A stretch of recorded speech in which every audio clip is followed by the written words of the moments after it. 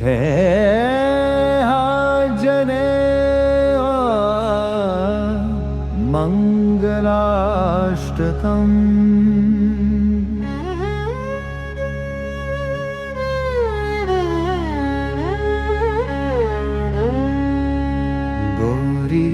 गौरीशिववायुवरा अंजनिकेसरसुताय च अग्निपञ्चकजाताय आञ्जनेयाय मङ्गलम्। वैशाखे मासि कृष्णायां दशम्यां मन्दवासरे पूर्वाभाद्रपभूताय आञ्जनेयाय मङ्गलम्।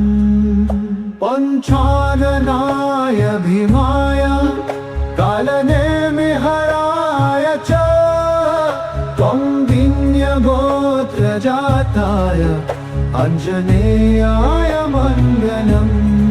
सुवचलाकलप्राय चतुर्भुजधराय च पुष्करारूढाय वीराय आञ्जनेयाय मङ्गलम्। दिव्यमङ्गलतिहाय पीताम्बरधराय च कङ्कप्रञ्चनवर्णाय आञ्जनेयाय मङ्गलम्। करुणारसपूराय फलापूपकीयाय च माणिक्यहारतङ्काय आञ्जनेयाय मङ्गलम्। भक्तरक्षणशीलाय जानकीशोकहारिणे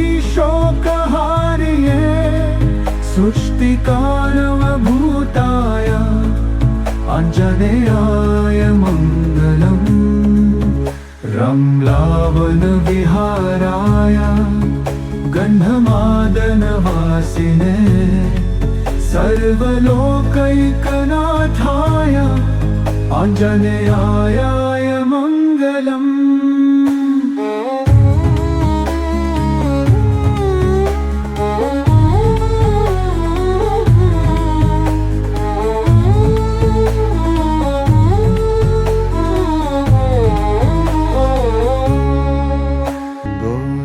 शिववायुवरा अंजनिकेसरसुताय च अग्निपञ्चकजाताय आञ्जनेयाय मङ्गलम्। वैशाखे मासि कृष्णायां दशम्यां मन्दवासरे पूर्वाभाद्रपभूताय आञ्जनेयाय मङ्गलम्। पञ्चाननाय भीमाय कालनेमिहराय च त्वं विन्यगोत्रजाताय आञ्जनेयाय मङ्गलम्। सुवचलाकलप्राय चतुर्भुजधराय च पुष्करारूढाय वीराय आञ्जनेयाय मङ्गलम्। दिव्यमङ्गलतिहाय पीताम्बरधराय च कङ्कप्रञ्चनवर्णाय आञ्जनेयाय मङ्गलम्। करुणारसपूराय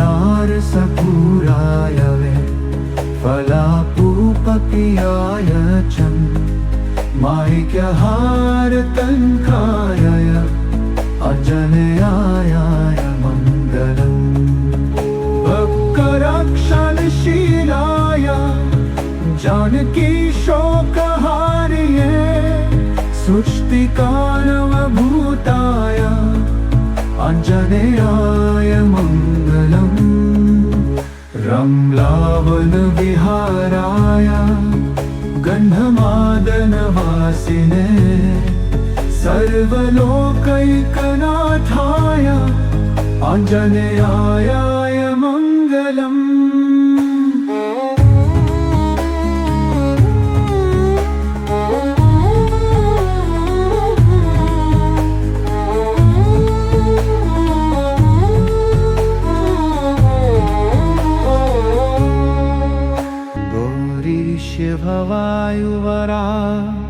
अञ्जनिकेसरसुताय च अग्निपञ्चकजाताय आञ्जनेयाय मङ्गलम् वैशाखे मासि कृष्णायां दशम्यां मन्दवासरे पूर्वाभाद्रपभूताय आञ्जनेयाय मङ्गलम् पञ्चाननाय भीमाय कालनेमिहराय च त्वं विन्यगोत्रजाताय आञ्जनेयाय मङ्गलम् सुवचलाकलप्राय चतुर्भुजधराय च उष्ट्रारूढाय वीराय आञ्जनेयाय मङ्गलम् दिव्यमङ्गलतिहाय एकाम्बरधराय च कङ्कप्रौञ्चनवर्णाय आञ्जनेयाय मङ्गलम् करुणारसपूराय फलापूपकीयाय च माणिक्यहारतङ्काय आञ्जनेयाय मङ्गलम् भक्तरक्षणशीलाय जानकीशोकहारिणे सृष्टिकारणभूताय आञ्जनेयाय मङ्गलम् रम्लावनविहाराय गन्धमादनवासिने सर्वलोकैकनाथाय आञ्जनेयाय मङ्गलम्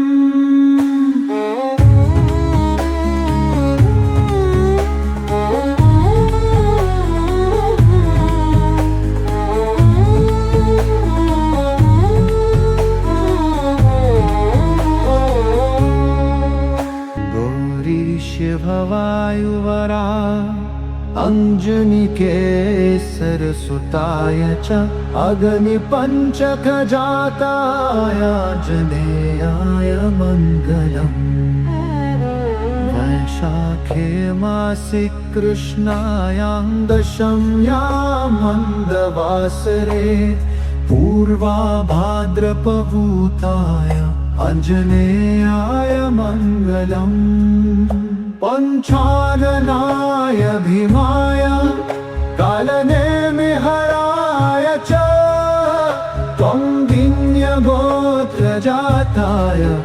आञ्जनेयाय मङ्गलम् सुवचलाकलप्राय चतुर्भुजधराय च उष्ट्रारूढाय वीराय आञ्जनेयाय मङ्गलम् दिव्यमङ्गलतिहाय एकाम्बरधराय च कङ्कप्रौञ्चनवर्णाय आञ्जनेयाय मङ्गलम् करुणारसपूराय फलापूपकीयाय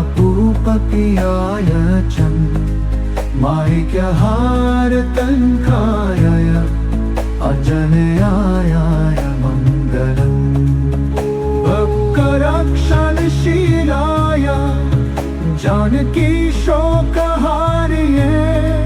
सृष्टिकारणभूताय आञ्जनेयाय मङ्गलम्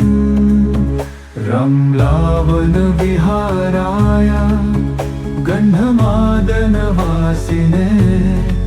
सर्वलोकैकनाथाय आञ्जनेयाय मङ्गलम्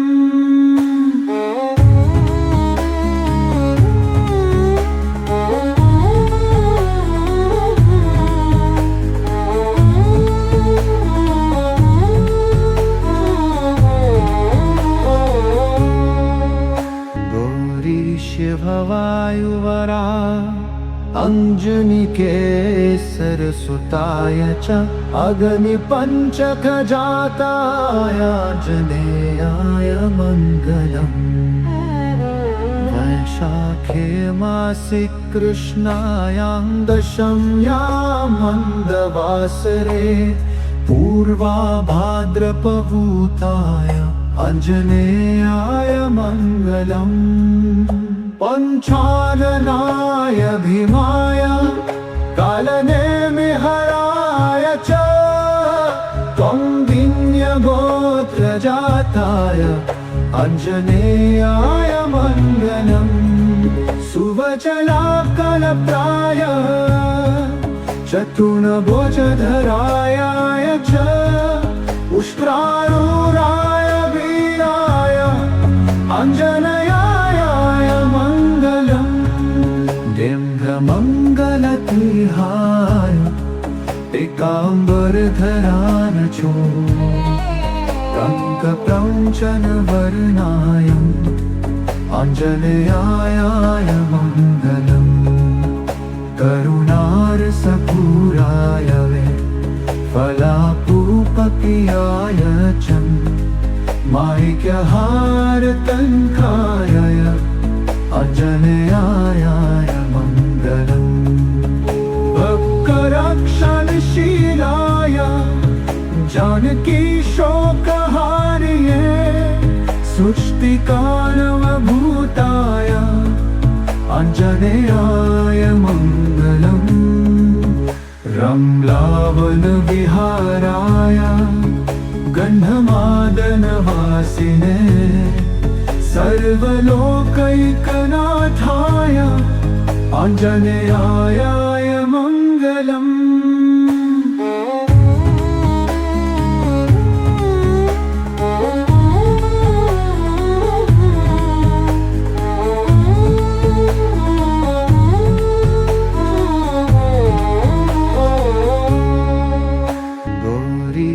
भवायुवरा अञ्जनिकेसरसुताय च अग्निपञ्चकजाताय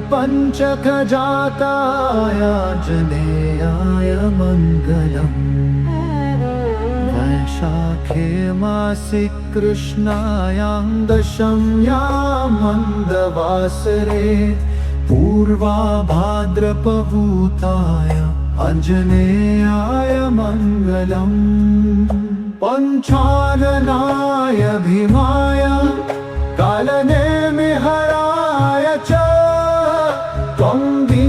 गोत्रजाताय आञ्जनेयाय मङ्गलम् सुवचलाकलप्राय चतुर्भुजधराय च उष्ट्रारूढाय वीराय आञ्जनेयाय मङ्गलम् दिव्यमङ्गलतिहाय एकाम्बरधरान चो टङ्कप्रौञ्चनवर्णायम् आञ्जनेयाय मङ्गलम् करुणारसपूराय फलापूपकीयाय च मायिक्यहारतङ्काय आञ्जनेयाय मङ्गलम् भक्तरक्षणशीलाय जानकी शोकहारिये सृष्टिकालवभूताय आञ्जनेयाय मङ्गलम् रम्लावनविहाराय गन्धमादनवासिने सर्वलोकैकनाथाय आञ्जनेयाय मङ्गलम्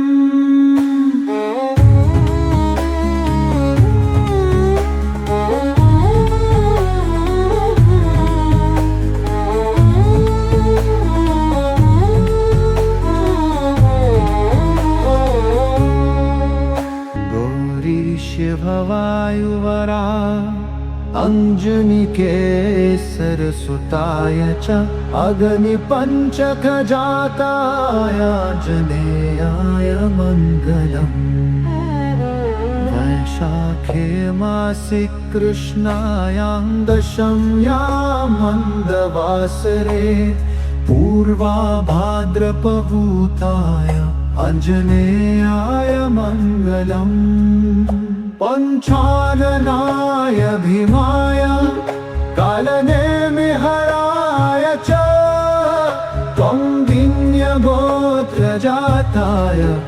आञ्जनेयाय मङ्गलम् सुवचलाकलप्राय चतुर्भुजधराय च उष्ट्रारूढाय वीराय आञ्जनेयाय मङ्गलम् डिम्भमङ्गलतिहाय पीताम्बरधराय च कङ्कप्रौञ्चनवर्णाय आञ्जनेयाय मङ्गलम् करुणारसपूराय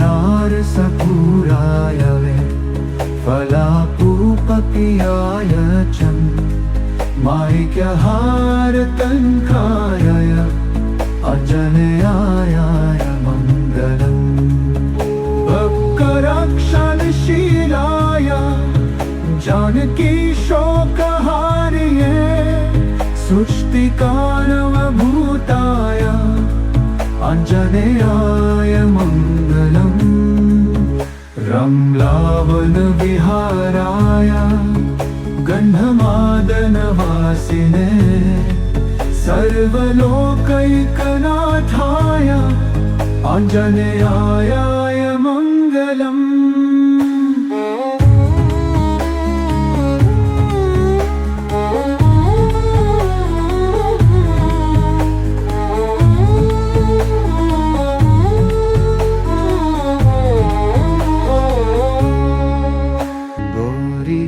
भवायुवरा अञ्जनिकेसरसुताय च अग्निपञ्चकजाताय आञ्जनेयाय मङ्गलम् वैशाखे मासि कृष्णायां दशम्यां मन्दवासरे पूर्वाभाद्रपभूताय आञ्जनेयाय मङ्गलम् पञ्चाननाय भीमाय कालनेमिहराय च त्वं विन्यगोत्रजाताय आञ्जनेयाय मङ्गलम् सुवचलाकलप्राय चतुर्भुजधराय च उष्ट्रारूढाय वीराय आञ्जनेयाय मङ्गलम् डिम्भमङ्गलतिहाय पीताम्बरधराय च कङ्कप्रौञ्चनवर्णाय आञ्जनेयाय मङ्गलम् करुणारसपूराय फलापूपकीयाय च माणिक्यहारतङ्काय आञ्जनेयाय मङ्गलम् भक्तरक्षणशीलाय जानकीशोकहारिणे सुष्टिकानवभूताय आञ्जनेयाय मङ्गलम् रम्लावनविहाराय गन्धमादनवासिने सर्वलोकैकनाथाय आञ्जनेयाय मङ्गलम्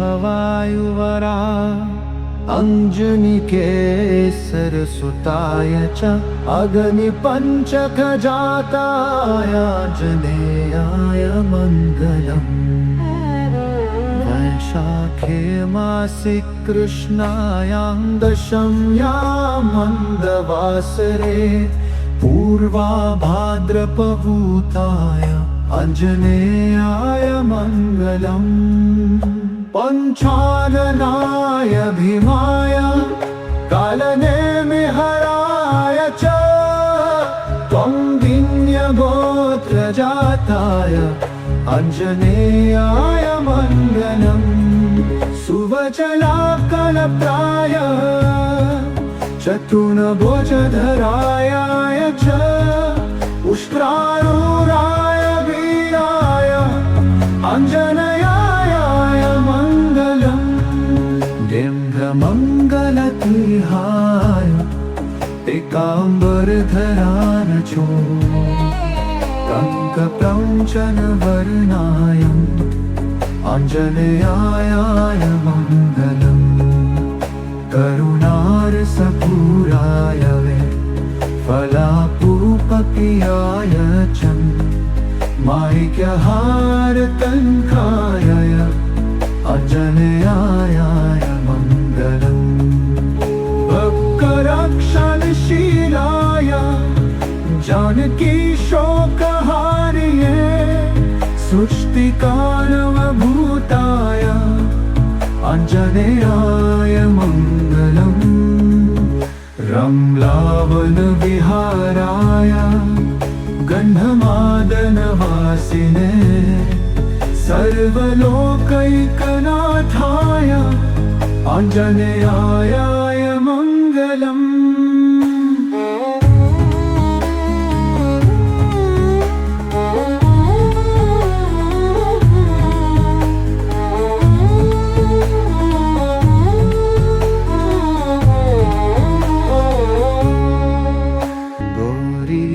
भवायुवरा अञ्जनिकेसरसुताय च अग्निपञ्चकजाताय आञ्जनेयाय मङ्गलम् वैशाखे मासि कृष्णायां दशम्यां मन्दवासरे पूर्वाभाद्रपभूताय आञ्जनेयाय मङ्गलम् पञ्चाननाय भीमाय कालनेमिहराय च कौन्डिन्यगोत्रजाताय आञ्जनेयाय मङ्गलम् सुवचलाकलप्राय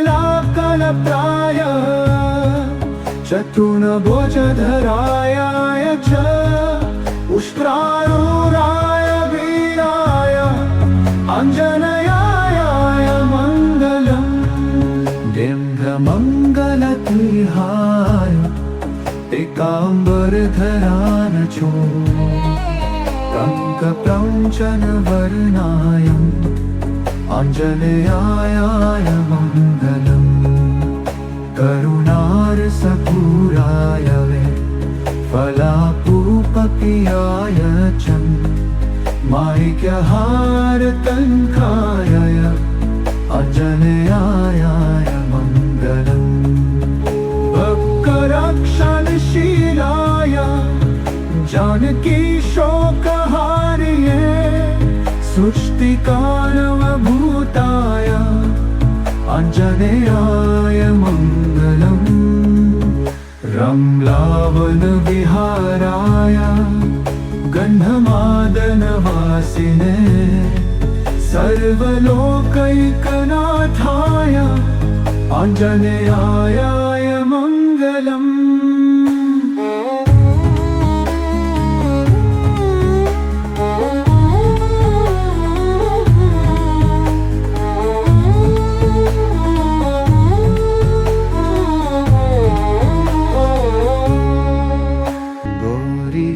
भवायुवरा अञ्जनिकेसरसुताय च अग्निपञ्चकजाताय आञ्जनेयाय मङ्गलम् वैशाखे मासि कृष्णायां दशम्यां मन्दवासरे पूर्वाभाद्रपभूताय आञ्जनेयाय मङ्गलम् पञ्चाननाय भीमाय कालनेमिहराय च कौन्डिन्यगोत्रजाताय आञ्जनेयाय मङ्गलम् सुवचलाकलप्राय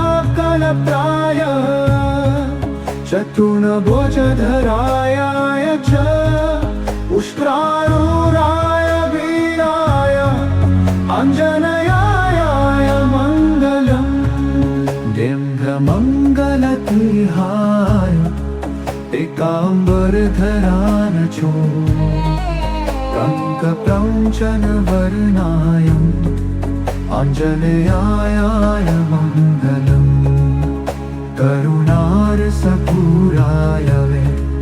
फलापूपकीयाय च माणिक्यहारतङ्काय आञ्जनेयाय मङ्गलम् भक्तरक्षणशीलाय जानकी शोकहारिणे सृष्टिकारणभूताय आञ्जनेयाय मङ्गलम् रम्लावनविहाराय